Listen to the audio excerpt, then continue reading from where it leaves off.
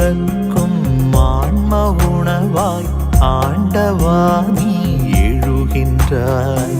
அன்பில் மகிழ்ந்து அருளில் நனைந்து ஆண்டவா உன்னில் வாழ்கின்றேன். வாரும் வாரும் இயேசுவே, எழுந்து வாரும் இயேசுவே, வாரும் வாரும் இயேசுவே, எழுந்து வாரும் இயேசுவே.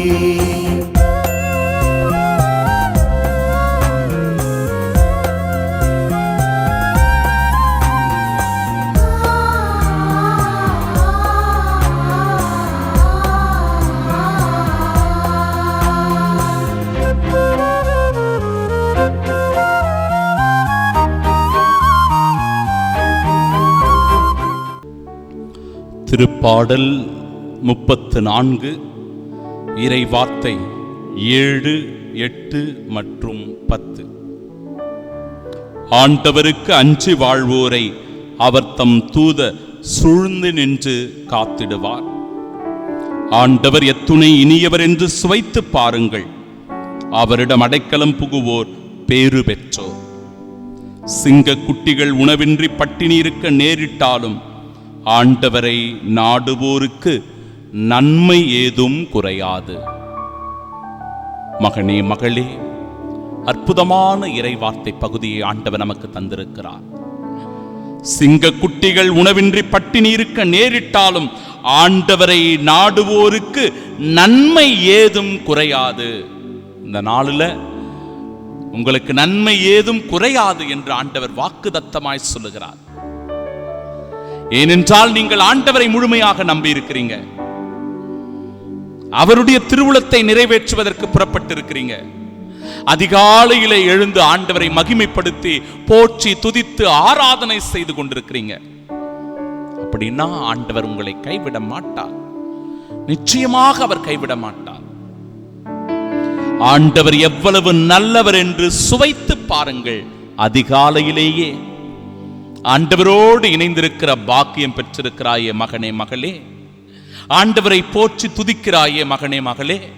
ஆண்டவருடைய சந்நிதியில் இருந்து கொண்டு அவரை புகழ்ந்து பாடிக்கொண்டிருக்கிறாயே. அவருடைய வார்த்தைகளை கேட்டுக்கொண்டிருக்கிறாயே சகோதரனே சகோதரியே. ஆண்டவர் எவ்வளவு நல்லவர் என்று நீ சுவைத்துக் கொண்டிருக்கிறாய்.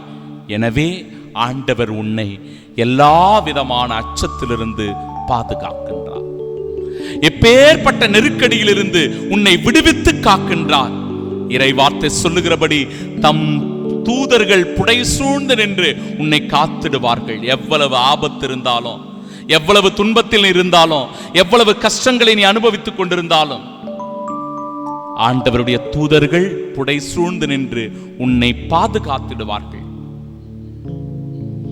சிங்க குட்டிகள் பட்டினி கிடந்தாலும் ஆண்டவரை நம்புவோருக்கு எந்த குறையும் ஏற்படாது.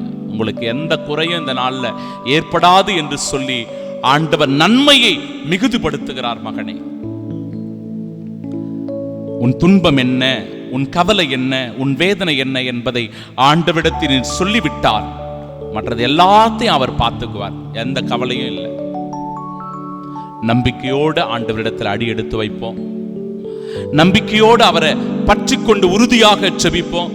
ஜெபத்திலே நாம் உறுதிப்பட இருந்தால் இந்த நாளின் செயல்கள் அனைத்தையும் வெற்றியாக ஆண்டவர் நிச்சயம் மாற்றுவார்.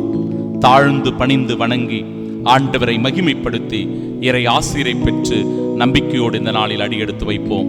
நற்கருணை ஆண்டவர் நம்மை நிறைவாய் ஆசீர்வதித்து திடப்படுத்துவாராக. ஆமீன், ஆமீன், ஆமீன். ஓருயிரும் ஓருணர்வும் ஆக விளைகின்றேன். ஓருயிரும் ஓர் உணர்வும் ஆக விளைகின்றேன். ஒன்றாய் கலந்திட உள்ளம் மகிழ்வேன். எழுந்து வாராயோ, எழுந்து வாராயோ.